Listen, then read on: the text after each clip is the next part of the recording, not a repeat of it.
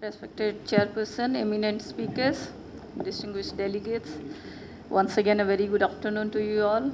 I am Sanghammitra. I am a school teacher, teaching in Ranihat High School, that is in the city of Cuttack in Odisha. Along with Mr. Tom P. Jacob, I will be presenting this paper. I am going to present a brief sketch of our study on this teacher's appraisal. Before I move further in my presentation, I'd like to bring a point of relevance to our times and what Plato had felt and said, of course, many centuries back. I quote, "Do not train a child.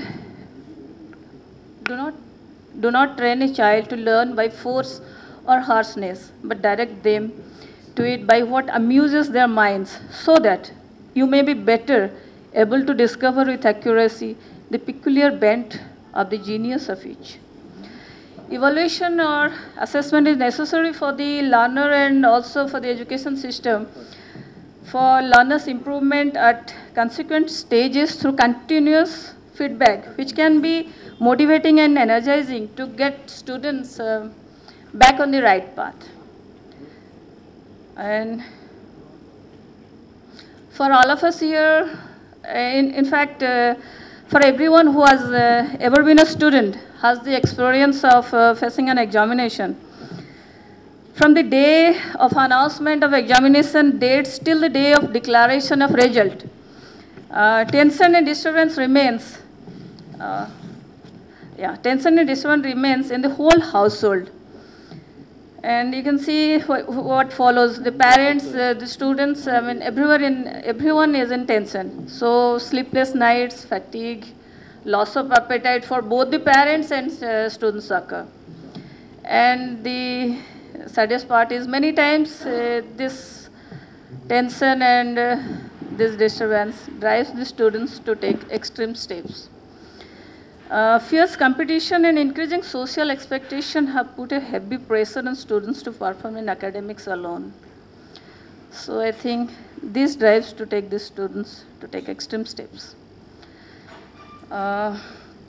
Here comes the significance of implementation of CCE. That is continuous throughout the whole period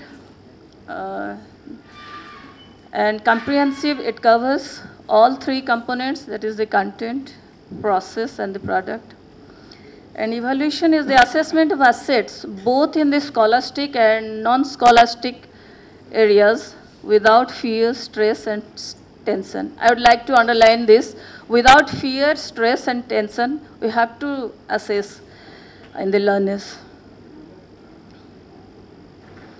In Indian context, you can see during pre-independence days, British educators stressed on evaluation based on rote learning to produce middle-level clerks and administrative personnel. Questioning attitude was discouraged. Then comes the Kothari Commission. In 1964, they recommended the question papers had to be oriented to higher order objectives to place less emphasis on rote learning or memorization. Then 1991 National Advisory Committee appointed by MHRD and its report entitled Learning Without Burden, it was presented in 1993. NCF 2005 made a special mention of CC in the 5th chapter. According to NCF 2005, evaluation should be a way of providing credible feedback. Then coming to global context, there are many concepts. In the global economy of 21st century, students will need to understand the basics, also to think critically, and to analyze and to make inferences. In this concepts like this self-assessment, peer assessment, and Sudbury model of education, this is one, if time permits, I mean, we'll go into it, details of it. And in this, during our study, we have collected some snaps regarding the glimpses of the CC activities in schools. You can have a view.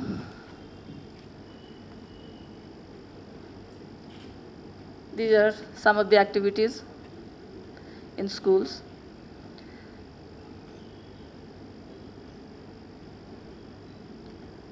Yes, and to carry on further, it's now over to my co-presenter, Mr. Tom P. Jackal.